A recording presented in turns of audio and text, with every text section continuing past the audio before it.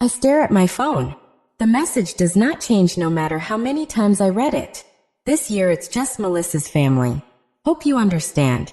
November sunlight pours through the tall windows of my Boston condo. The harbor glitters, dotted with white sails. My vase on the counter catches the light, perfect and empty. Everything in this condo shows success. Minimalist furniture. Original art. Clean surfaces. Nothing shows the hollow ache inside my chest. My thumb hovers over the screen. Dozens of replies form, then vanish. Questions. Anger. Please. In the end, I type one word. Enjoy. I place the phone on the marble countertop. My reflection in the polished stone looks calm, successful, untouched. Only my trembling hands betray me. Yesterday, I bought stockings for my nieces and nephews. A cashmere throw for Grandma Margaret. Scotch for Uncle Robert. A carved cheese board for my parents. Gifts chosen with care, despite our strained history. Grandma had called last week, her voice warm.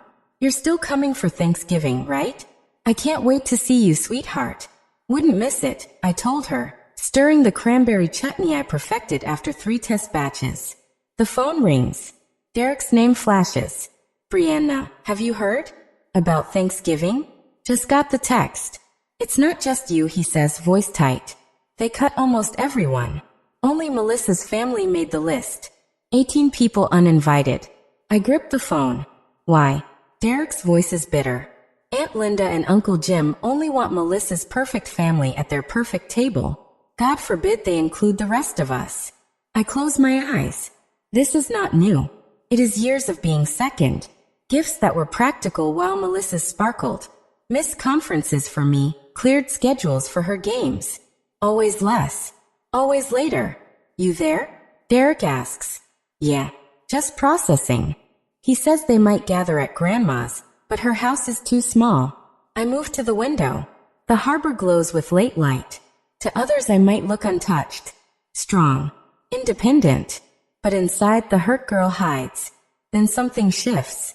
The light blinds me, then clears. My reflection stands straighter. My chin lifts. The pain stays, but so does resolve. I scroll through my contacts. My voice steadies as I speak. Chef Martin, this is Brianna Campbell. I'd like to host Thanksgiving dinner for 32 people at my New Hampshire estate. There's surprise in his voice when he answers, but also respect. That's quite an undertaking on short notice, Miss Campbell. I know. My eyes flick back to the cruel text still glowing on my phone. But it's time for a new tradition, one where everyone has a place. When I hang up, calm settles over me. They made their choice, cutting me out without hesitation. Now I'm making mine, and I know they'll regret it sooner than they think. That evening, the Boston skyline burns against the November night as I unlock my storage unit. The door rattles up, releasing the faint smell of dust and cardboard. Inside is a decade of memories I sealed away, untouched like artifacts. I pull the cord. The light hums and flickers before holding steady. Boxes line the walls, labeled in my careful handwriting. High school, college, family photos. My hand pauses over the last box. A part of me wants to turn back, shut the unit, and forget today happened. But the same part that called Chef Martin forces me forward. I lift the flaps. Dust rises like a whisper. The first album rests on top. Its leather cover is cracked with age. I sit cross-legged on the cold concrete floor and open it. Every photo tells the same story. Melissa centered and radiant. My parents, always angled toward her. Me, offset, sometimes cropped out altogether. My mother's excuse echoes in my mind. You moved when I clicked. I had stopped pointing it out years ago. I flip to Christmas, 1995. Melissa holds a deluxe art set, glowing with joy. 2 pages later, there's me with a winter coat, smiling stiffly. I had wished for a telescope, circled in catalogs for months. I'd smiled through the cut of disappointment. Deeper in the box, I find my MIT acceptance letter, still in its envelope, edges worn. I remember bursting into the kitchen, shouting, I got in. Computer science. My father barely looked up. Computer science? That's not a real career for a girl. My mother's hand had tightened on my shoulder. We just worry about you, honey. Melissa's teaching degree will always be practical. I traced the MIT seal, remembering how I folded the letter back into its envelope and walked to the park alone to cry. Next, I find pay stubs. Stacks of them. Cafeteria mornings. Library afternoons. Freelance coding at night. I had carried myself through college while my parents claimed they couldn't afford to help. Yet months later, they refinanced the house. Not for me. For Melissa's lavish wedding. I found out when my father mentioned the new mortgage during one of our rare Sunday calls. Worth every penny, he said proudly. Every father dreams of giving his daughter the perfect day. I was his daughter too. That thought still burns. From an old notebook, a wrinkled loan application slips out. My sophomore year, I tried to secure financing when my scholarship ran short. The loan officer had been kind but firm. Without a cosigner, I can't approve this. When I asked my parents, my mother clicked her tongue. Borrowing is irresponsible, Rachel. Maybe you should take a semester off. Work more hours. I never took time off. I just worked myself into exhaustion. My phone buzzes. Grandma Eleanor's name lights up. I just heard. She says angrily. Linda told me they're keeping Thanksgiving small this year. What she didn't say was they're cutting out half the family. It's fine, I answer automatically. The words I've used my whole life. It is not fine, Eleanor snaps. I know what they did. It's been happening your whole life. I should have spoken up years ago. Her words press into my chest like a weight. Validation I never expected. I'm hosting instead, I tell her, surprising myself with how steady I sound. At the New Hampshire estate. Everyone's invited. The house you bought last year, the one they never visited? She asks. Yes, that one. Her tone softens.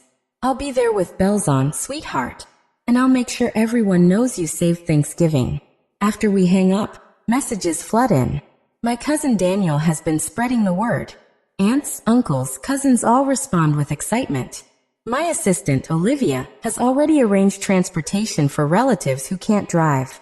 Chef Martin sends a menu that mixes tradition with something refined. I pack the memories away and seal the box. Tomorrow, I'll drive to New Hampshire.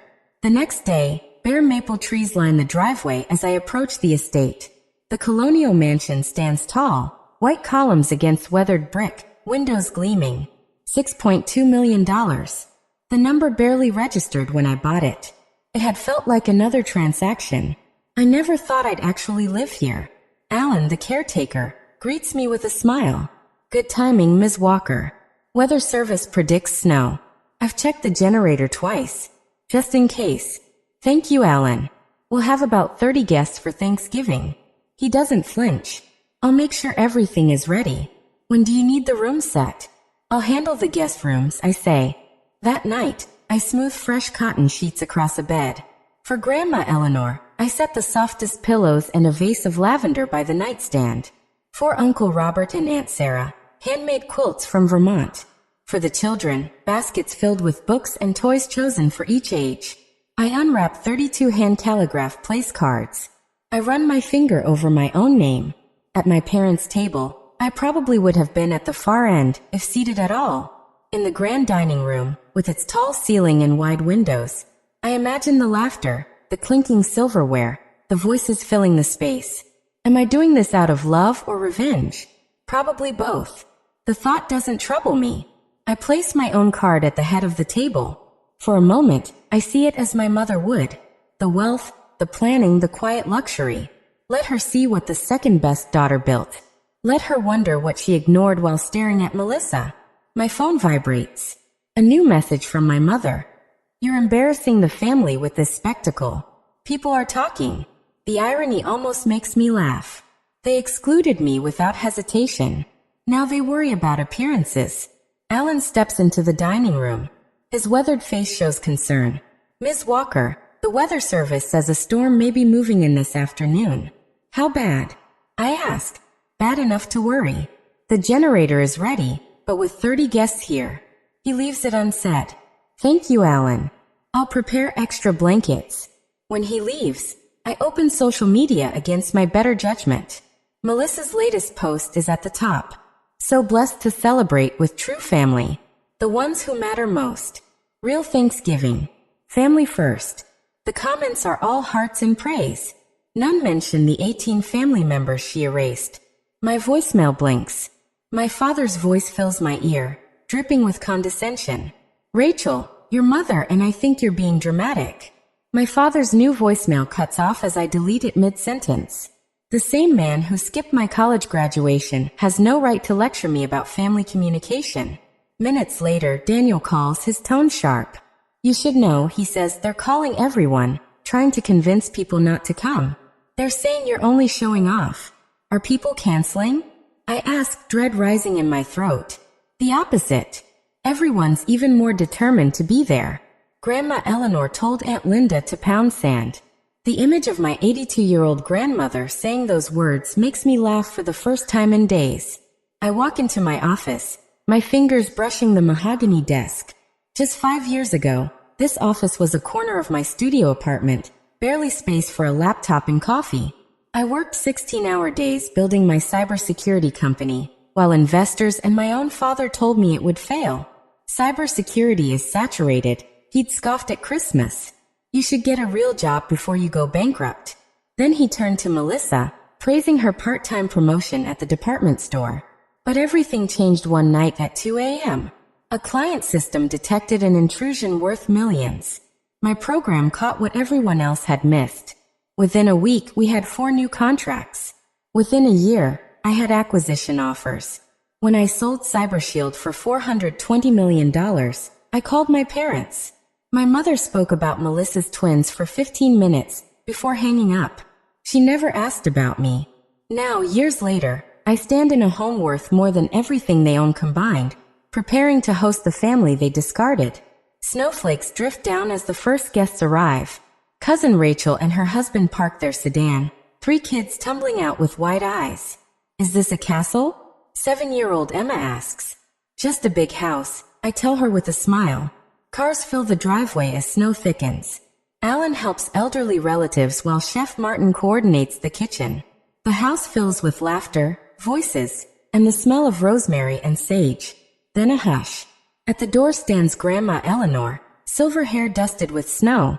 Your mother thinks I stayed home with a headache, she announces, cheeks flushed with defiance. But I'd rather be here, with people who know what family means. She holds my face in her hands. They've treated you this way your whole life. I should have spoken sooner. Her words nearly undo me. For years, I thought no one noticed. Within the hour, the house is alive. Kids run through halls. Cousins carry in food and decorations. Daniel organizes breaks for older relatives. In the kitchen, Chef Martin directs his team. The cranberry chutney I perfected sits proudly on the table beside his elevated recipes. When I thank him, he replies, "This is why I left New York. Creating joy through food is what matters." By late afternoon, snow turns to a blizzard. Windows rattle, and the dining room glows with candles. 32 seats, all filled. No one excluded. Uncle Robert stands to toast, but before he can speak, the lights cut out. Alan calls out, "Generator will kick in." But minutes pass with only darkness. Instead of panic, voices rise in song. Amazing Grace. First one, then another. Flashlights and candles spread around the table. Grandma Eleanor's trembling voice rises strong. Daniel and his boys pass candles from room to room. In their glow, I see something I've never felt before. Real connection. When the generator finally kicks in, part of me wishes it hadn't. In that candlelit silence, we found something better than my parents ever offered. Alan leans close. Storms knocked out power across the county. Your parents' neighborhood is out too. They've got a generator though. Just the 7 of them in that big house. Well, we've got 32 people here, warm and fed. Looking around, I realized the truth. They thought excluding me would break me. Instead, it gave me the chance to build something better. The next morning, sunlight floods through the estate's windows. Relatives linger over pastries and coffee. Notifications flood my phone. Grandma Eleanor chuckles. "Seems you're popular today." My nephew Tyler posted photos of our Thanksgiving. The long dining table glowing with candles.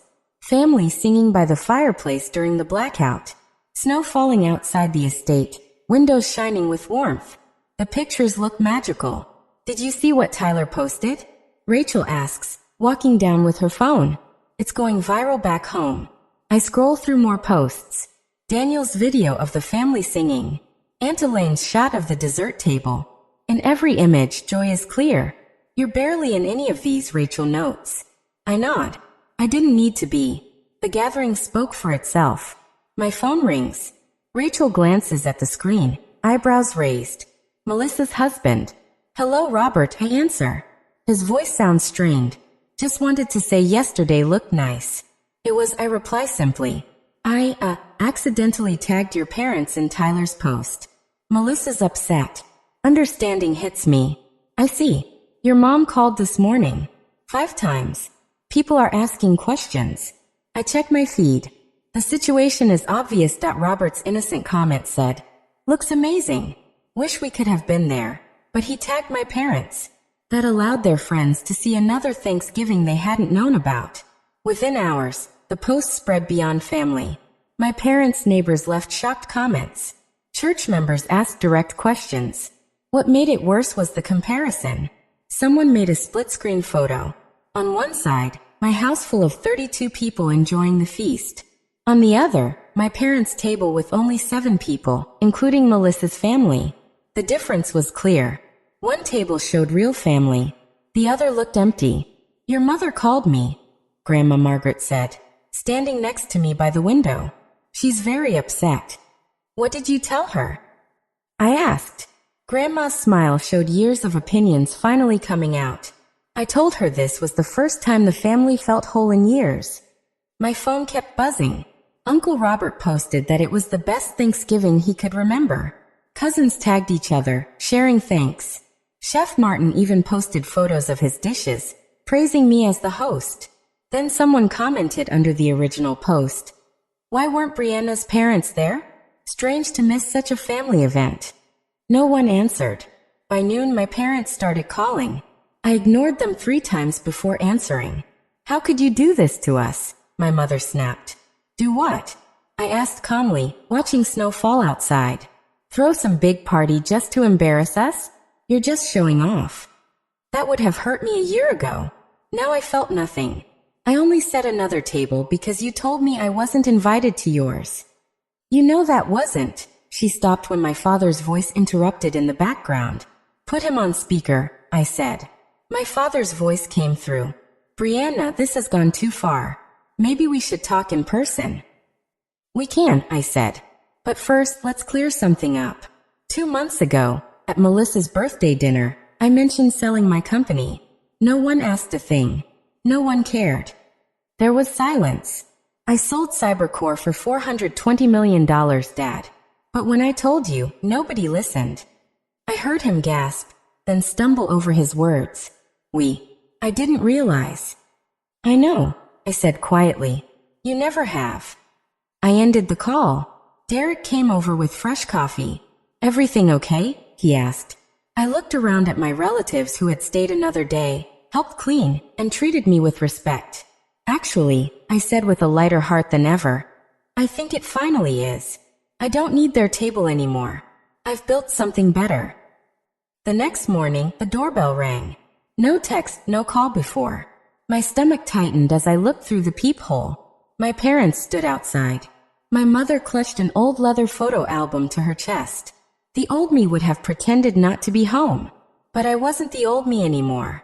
I opened the door and stood tall. This is a surprise, I said. We were in the neighborhood. My father said, too cheerful. Thought we'd stop by. My mother held up the album. Found some old photos I thought you'd want to see. Their fake casual tone gave them away. 3 days after learning about my wealth through social media, they showed up. Not subtle at all. I stepped back. Come in. They walked in slowly, eyes wide at the view of Boston Harbor through the tall windows. My mother touched the marble counter, while my father stared at the Rothko on my wall. Quite a place you've got here, he said. I ignored the bait.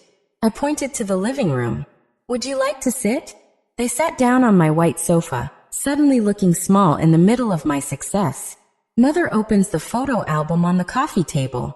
Remember this birthday? You were turning 8. She points to a picture. Melissa is in the center, blowing out candles on her cake. I'm on the side, half cut from the frame. I remember. I say quietly, that was the year you forgot my birthday 3 months later. Grandma made cupcakes instead. Mother's smile fades. That's not. It is, I cut in firmly. I wrote about it in my journals. I leave the room and return with a storage box labeled evidence. I had been collecting things for years, not for this day, but to keep myself sane. What is all this? Father asks, frowning. Documentation. I sit across from them and take out items one by one. My MIT acceptance letter. I place the wrinkled paper on the table. You never came to the ceremony. Melissa had a volleyball tournament. Mother shifts. That was important for her future. I pull out my bank statements from college. 3 jobs to cover tuition because you refused to co-sign my loans. We couldn't afford more debt, Father argues. That same year, you refinanced the house for Melissa's wedding. I keep my tone calm, the way my therapist taught me. They exchange glances, silently debating what excuse to use. Brianna, Father leans forward. We should move on. The past is the past. We're family, Mother adds, reaching for my hand. I don't take it. Then Father clears his throat. We know you've done well. If you ever need financial advice, I know a friend who helps people with high wealth. There it was. The real reason for their visit. I already have a financial team. I say evenly. I don't need approval anymore. But I expect respect. Mother's face reddens. We've always respected you. I pull out an old journal with a unicorn cover. August 12, 1998. Mom said my science fair project was showing off. Melissa got a new dress for picture day. November 30th, 2001. Dad laughed when I said I wanted to learn programming. Said computers are for boys who can't play sports. The silence is heavy. Then my phone rings. Melissa's name appears. I answer and put it on speaker. Hi, Melissa. I'm with Mom and Dad. Pause. Oh, they're there. Her voice is uneasy. They brought photo albums. I say flatly. Brianna, Melissa blurts. I need to tell you something. I've been thinking since Thanksgiving. I've always been jealous. You're smarter, braver, freer. I was the perfect daughter because I was afraid to lose. Mother gasps. What are you talking about? You know, Melissa continues, stronger now. You set us against each other. I got attention for obeying. Brianna got punished for being exceptional. The doorbell rings. I already know who it is. Grandma Margaret steps in. I steady. I followed them, she says, walking past me. She stops when she sees my parents on the sofa, the evidence box between them. Good. This conversation is long overdue. Mother, this isn't your business, my mom says. I've watched this for decades and won't stay quiet. Every time Brianna achieved something great, you downplayed it. Every time she needed you, you were absent. Father stands. We gave both our daughters everything. No, 3 voices say together. Mine, Grandma's, and Melissa's through the phone. For the first time, my mother breaks. Her shoulders sink. Real tears run down her face. I didn't realize. I didn't see. It's not an apology, but it's a crack in the wall. I don't comfort her. That old version of me is gone. Instead, I sit strong, surrounded by the support I built for myself. Now you do, I say simply. What happens next is your choice. Snow piles against the windows of my estate. Lights glimmering on the Christmas tree. A month passes since Thanksgiving. 1 month of slow texts, careful calls, and 1 emotional coffee with my sister. Now 2 cars pull into my driveway. My parents in one, Melissa's family in the other. My stomach tightens as I watch. When the doorbell rings, I answer. My mother holds a foil-covered dish. Her eyes widen at the sight of the house. Welcome, I say. The kids run past me, shouting at the giant Christmas tree. We brought sweet potato casserole, Mom says, offering the dish. Perfect. The kitchen's this way. Conversation is stiff at first, then softens. Laughter from the children fills the house. Later, I'm in the kitchen with Mom. She quietly rolls up her sleeves and helps plate appetizers without being asked. Your home is beautiful, she says. I never understood what you built. Thank you for coming, I reply. At dinner, no one sits at the head of the table. Dad raises a glass to learning from mistakes. After the meal, Melissa whispers to me, "Thank you for giving my kids their whole family." A text buzzes from Derek. "Proud of you for giving them a second chance." Mom later raises her own toast to new beginnings and to our extraordinary daughter. As snow falls, I watch my family, real this time, laugh and share stories. The truth settles in me like warmth. Family isn't just blood. It's the people who value you. Being excluded gave me the chance to build something better. Next year, I'll make the table bigger. Everyone deserves a seat.